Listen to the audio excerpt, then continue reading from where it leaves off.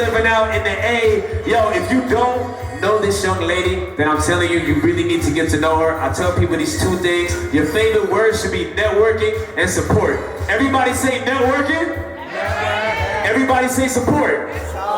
Let that be your two favorite words, not only just tonight, but in general. And make some noise right now. Start clapping right now. Start clapping right now as I bring up the lovely, the amazing, the swaggy Alyssa! Thank you, Architect. That was the best introduction I've ever received. Thank you all for coming. How y'all feeling tonight? How y'all feeling tonight? Yeah, that's better. I'm Alyssa, and welcome to this mental health panel. Thank y'all for coming out. Make sure you tune in, support the vendors, and make sure you follow me on Instagram at defnot.alyssa. I want to turn to our panelists. Thank you all for joining. And I see there's a mic over by you, Winter, if you could just grab that. And I want you guys to introduce yourselves to everyone. Hello, everybody. Hello, everybody. How y'all doing? My name is Winter Ray. I am a singer, songwriter, model, 26 years old, originally from Alabama, but I moved to Atlanta in 2017. I have been through everywhere from Def Jam to Empire, back and forth with all this crazy stuff, but I'm here today to talk about some real shit, so yeah. Nice to meet y'all. Hey guys, I'm Passion. I'm from DC. I live in Atlanta. Everybody calls me Pash, so don't call me Passion. I'm an actress, I'm a model, business owner. I work with a lot of political campaigns around Atlanta, help with the barter systems, and I do a lot of film and creative stuff, so casting, helping put films together, producing and stuff. And that's what I do, and I'm a survivor of mental illness. So I can't wait to talk to you guys and help anyone who's going through anything. Love that. Hey guys, my name is Lauren and I'm known as Plants and Poetry on Instagram. I'm an artist rep. I also host and curate events in South Florida. And I love everything creativity. Rocking out with my creatives and talking about mental health is incredibly important. So we're going to talk about it today. Absolutely. Thank you guys for introducing yourselves. Give it up for our panel, everyone. Yeah. So the first question is for all of you, and I'm gonna ask because everyone starts somewhere. So what did your start look like? Girl. Can you be a little more specific? Start in what? How did you land to be where you are today as a creative? What sparked your movement? Okay, so I actually have my degree in broadcast journalism. I love anything creative, so ultimately I was always drawn to art, whether it didn't matter where I was in life. I was always drawn to artists, and mostly like their journey and how they got from point A to point B, because it's always such a struggle, and a creative's journey is so intricate, you know, there's not one way to win. So it's just dope to see my people winning, you know, however they can. And one thing about a creative person, an artist, they're gonna find the way. Like, they're gonna find the way to get to where they need to get and be where they need to be. So it's just been an interesting journey. And ultimately, I say, you know what? I give in. I get it. I hear you, God. I'm supposed to be in a creative realm. I'm just gonna release. And once I started doing that, things really started taking off for me. Thank you, Lauren. Yeah. Okay, wait, so the question was, where was our start in creativity? Yes. Okay, I came out the womb this way. I've always been like the person, like I'm a very innovative person. I can make something out of anything. So I was always the kid where like I would go buy stuff to build like little farmhouses. Like anytime we had a school project, I would always do like the hands-on project and make like dioramas. Like one time for school, I made like a Mahatma Gandhi like full like head sculpture out of clay from scratch. Like I was always that kid. So when I went to college, my first major was criminal justice. I was going to be a criminal investigator. And literally everyone, except for like even my success coach, was like, "You're not in like fashion. You're not in like business communication to talk to people." So I feel like at that time, like I cut off all my hair to really see like if I could have my personality stripped like with everything stripped from me, and I could, and everyone loved me, and I was like literally. So from then on, I was like, if you give me a potato chip, a string, and a nickel, I can make something happen. So Yes. I can make creativity from anything. So my start was from the day I started breathing this great From air. birth. Ain't nothing wrong with that. What about you, Ansa? Okay. So,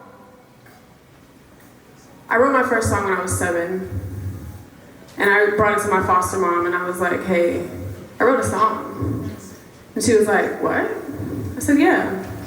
She said, well, sing it for me. I said, okay. Here you go. So she's reading it while I'm singing it, and afterwards she had some tears in her eyes, and she was just like, oh my God, like, you're gonna be so special one day. Like, you are gonna be a gift to this world. And she believed in me so much, and that was the moment when I decided my dreams weren't too big, that I could accomplish whatever I saw in my head. So at 15, I started recording music, and I started, you know, trying to do what I was doing. But like I said, I'm from Alabama. Back then we didn't have the same resources that Atlanta has. So, you know, it was kind of the basement studio vibes. It wasn't really, you know, the best quality. So I decided I was gonna go to college for music. So I got accepted to Birmingham Southern for music business. I was gonna get my bachelor's and see where it would take me. One day, I was getting up for my 9 o'clock class, and it was the first time I ever heard the voice of God.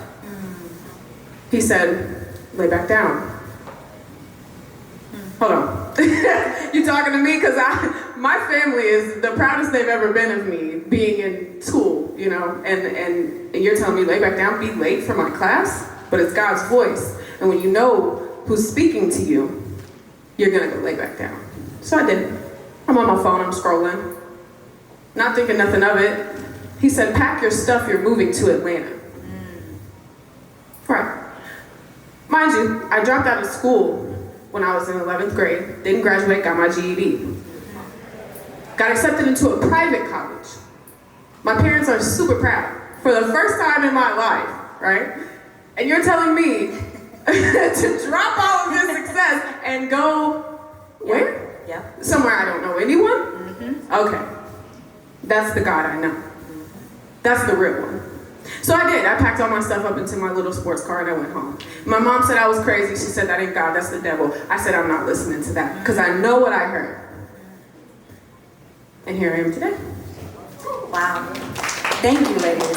One thing I want to notice, that I want to note, is that all three of you were in tune to listening to that spirit to push you to do what you needed to do for your creativity. So anyone that's listening, just listen into that little voice that tells you to do something, because these three are standing right here today. They're sitting here in their element. So take that with you.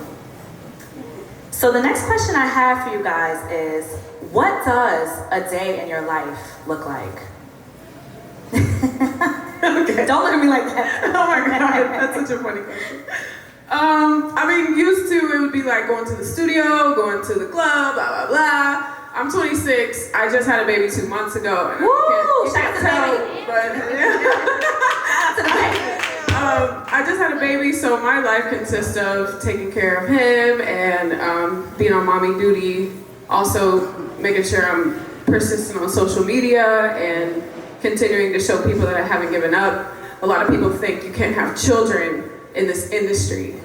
And I am here to say that is false. And please do not make any decisions to change that, because it's worth it.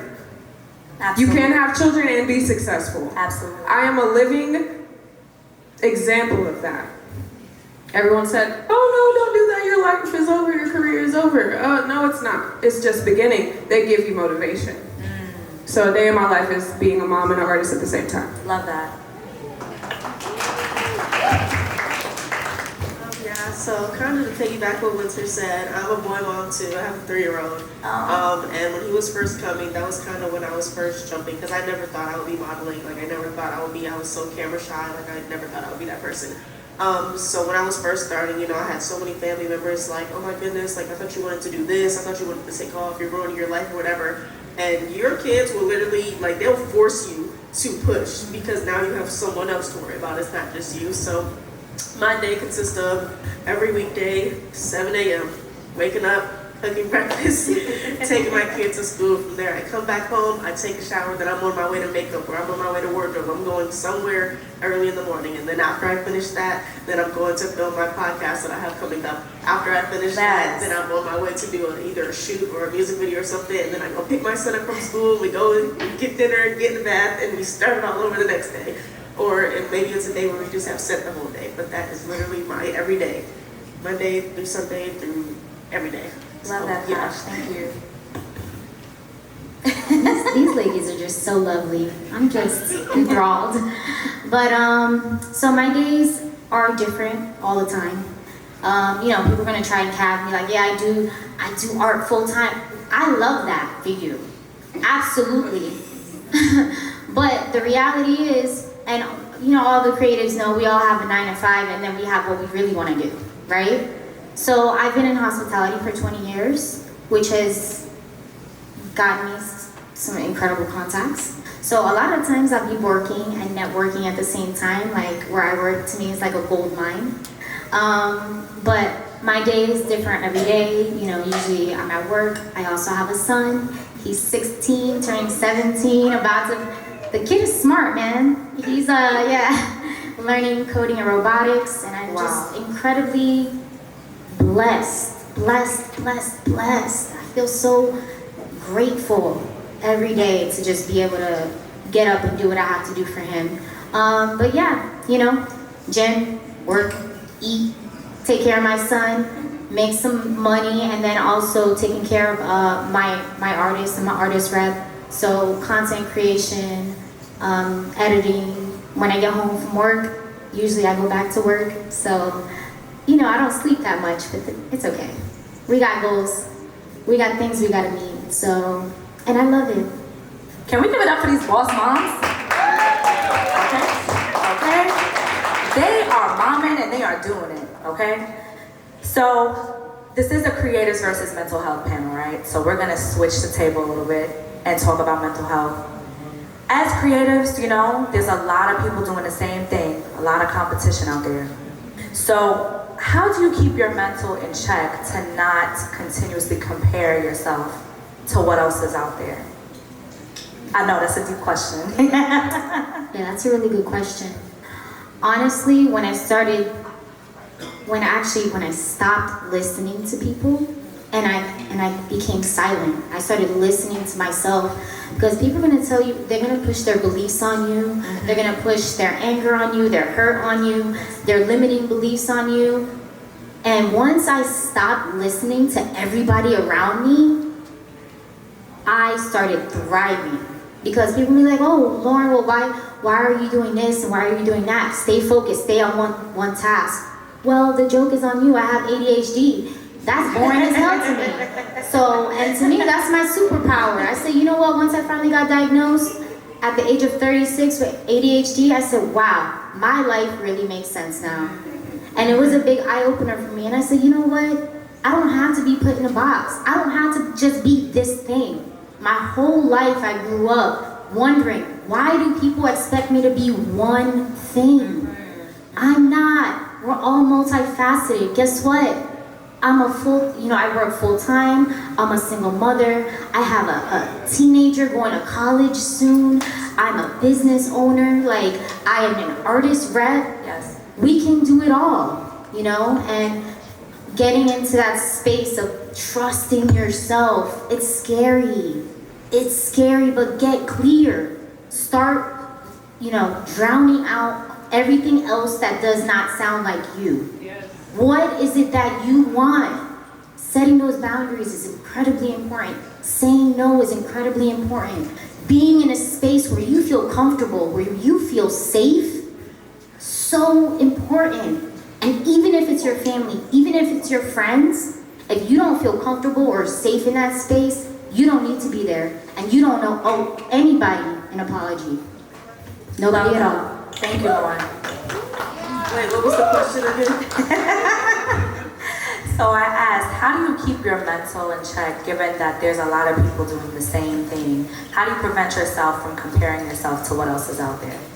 I take a lot of breaks because like I don't just work in the creative industry. Like I said, I work in politics too. So I have to keep a certain brand and image, and I have to be very strategic with the things that I do and the things that I say, because there's not just people for entertainment watching me. Yes. But for me, I'm the person where like I don't make content for people. Like I know I have a fan base and fans and platforms, but I make it for me.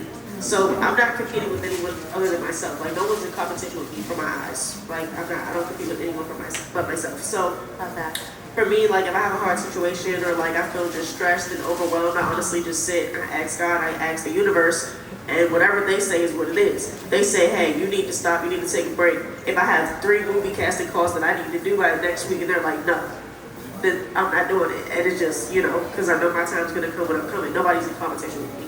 For me, that's just my point of view. Like Lauren said, when it comes to, like people have always told me like, oh, you need to focus on this, you're always jumping around and things. Like, no, because I'm gonna be great in whatever I do. Like I'm gonna be great in whatever I do, so I'm gonna have it all. And if I need to, take time to do it, or I want to do it all at once, I do a lot of things where I probably will be doing this.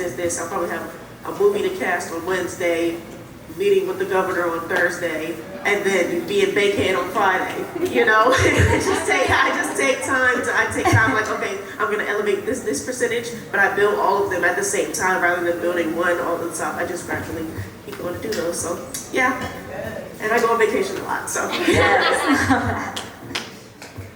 Okay, how do I keep my mental together in this world of comparison? Yes. Okay.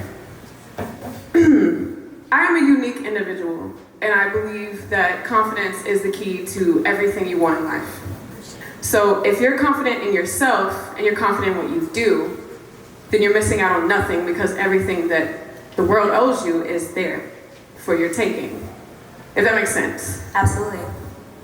I'm not lacking anything. I don't envy anyone. Everything that's meant for me will be in my hands when it's supposed to be in my hands.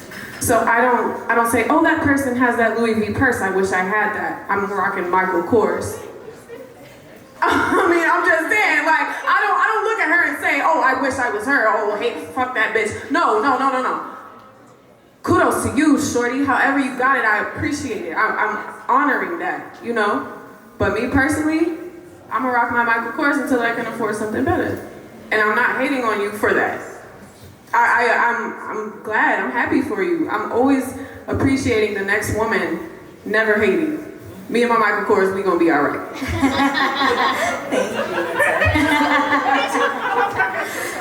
The theme that I noticed here in answering that question is, there is no comparison.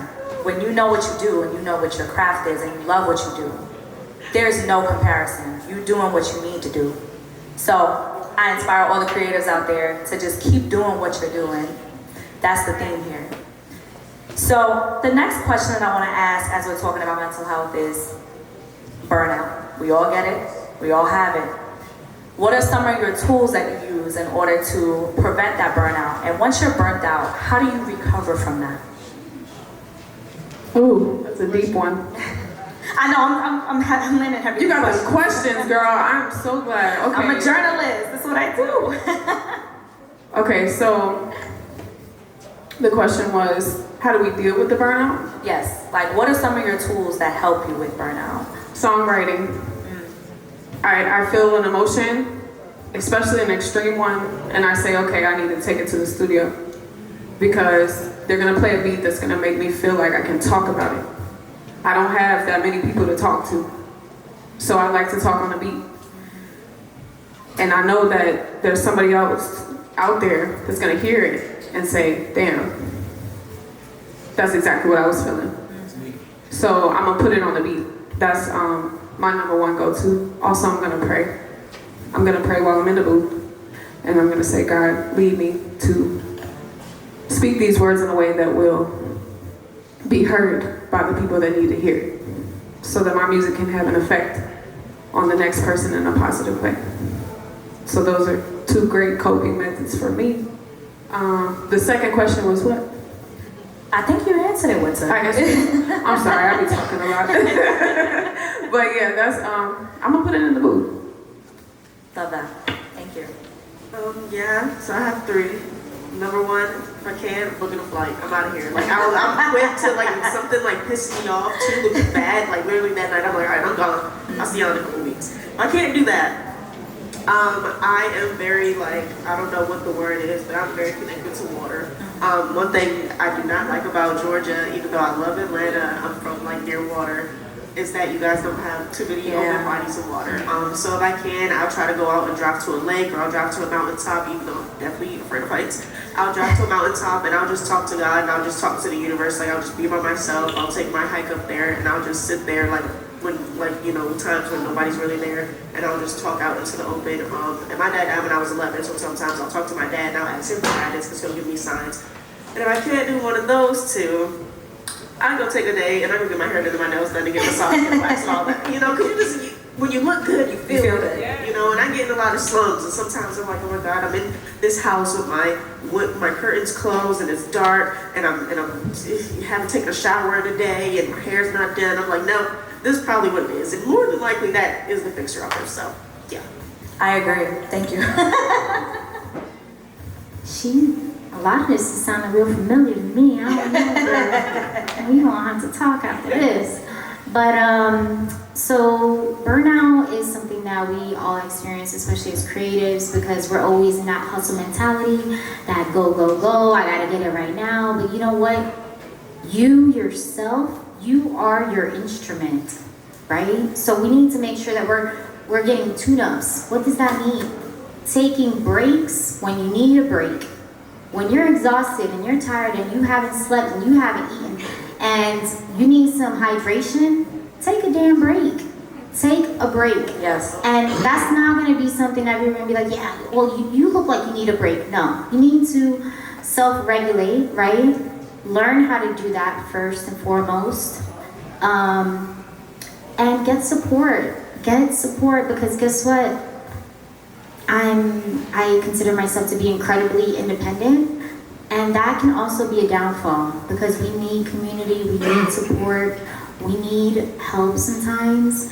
And if you need help in your business, because there's things we can't put a stop to, then I would say outsource certain things that are really tedious for you, that you don't like, that you're not that great at, that take a lot of time. Let's say you are a YouTuber and you do content creation, or you're a musician, you do content creation, and you're not that great at editing. If you can, outsource it. And if you can't outsource it, then take a class and figure it out so you can do it faster, right? But breaks are incredibly necessary. I've learned to finally take breaks, and I love to write. So I write poetry. I've been writing since I was 9.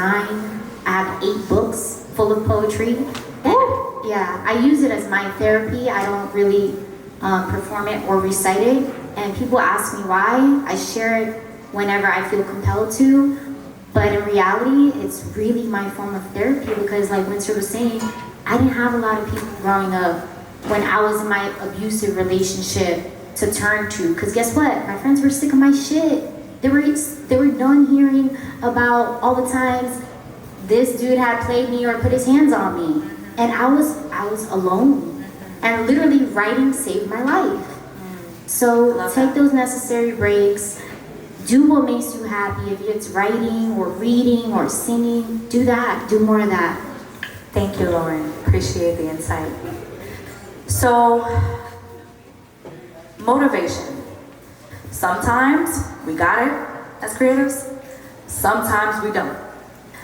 When you're not feeling motivated and it's time for you to get in your bag, it's time for you to write a song, it's time for you to create, it's time for you to make moves, how do you find that motivation again? What is something that re-inspires you? Oh, this might sound a little crazy. Nothing's too crazy in here, I promise you. What I do, one of my methods is, when I feel like I'm not motivated, I'm not doing a lot of things, I will lay down, I'll be in a space where it's quiet, I'll close my eyes, and I'll imagine and I'll see myself in the places and where I want to be, exactly where I want to be. If I want to wake up in a bedroom with natural light, looking over my infinity pool. That's where I'm gonna be. And then once I'm done and looking at all that and I really imagined it, I open my eyes and then I see that I'm not there. And then I get pissed. And then I'll be like, all right, let's go do it. We gotta get there. And that's what I do. But, yeah. That's not crazy at all. It's not. I love that.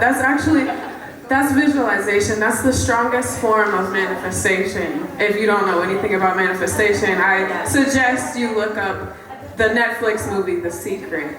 It will give you a lot of insight into manifestation. When I need motivation, the first thing I'm gonna do is go put on some old records I listened to as a kid. I'm gonna go play some Alicia Keys, some Beyonce, some Rihanna, not that Pour It Up, but that Umbrella. Cause I'm a 90s baby, so we were on that 2000s stuff real hard. Yeah, I'm gonna go play some of that, and that's gonna tell me exactly what I need to do. And I'm gonna find a beat that's similar to that somewhere in my email, and I'm gonna say, okay, I got it. It's a hard thing to do, but it's not hard. It's like you gotta make yourself play the records because you don't want to get out of bed, but you're like, if I don't do this, somebody else is going to. And they're gonna take my place, and I'm gonna be 50 years old watching them do it on MTV like, damn, that could have been me. Nah, we're not doing that. We're not doing that. It's gonna be you. It's gonna be you, so just get up and do the shit. Okay.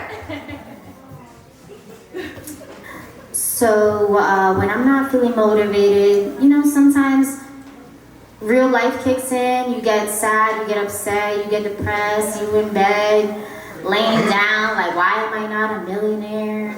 Like, damn, man, this person got it, why can't, and then that comparison kicks in, and I say, you know what? I stop everything I'm doing, and I rage clean my house. So when my house is spotless, I was going through some shit. But, it works. Hey, it works for me. So what I do is I rage clean my damn kitchen and my bathroom, and I feel better. And then it lets up for some mental clarity. Yes.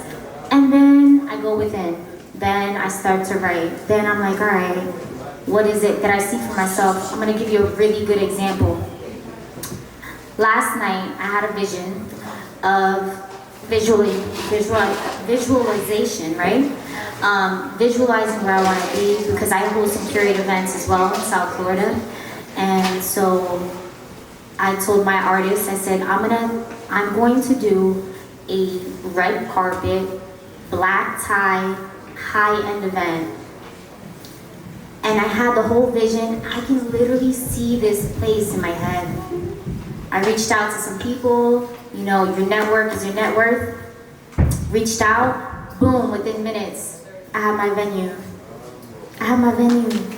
That's amazing. And clap it up for her. Thank you. I mean, I don't need, it's not for the claps, but like literally, when you feel it, and I literally felt it in my chest. I felt it in my chest. I have my venue. And it's a dope ass art venue in Wynwood, the heart of Miami. And guess what? We gonna sell these $100 tickets, and we're gonna have the red carpet, and we're gonna have everybody in a black tux. I've been visualizing that for a hot minute. Yes. And guess what? I just spoke it into existence. That's it. I don't even remember the question, girl, but that's it. Thank you all so much. This concludes our panel. Give it up for our panelists. You all, please leave your Instagrams if you haven't already. My Instagram is Pashdasiren, Pashdasiren. My Instagram is I am Winter Ray. That's WINTERRAE. My IG is plants_and_poetry_. My name is Lauren Concepcion, so you can find me. There's a little aguacate right next to my little avocado next to my name, Lauren Concepcion. But my IG is plants and poetry, underscore in between each word, because I have a thing for underscores apparently.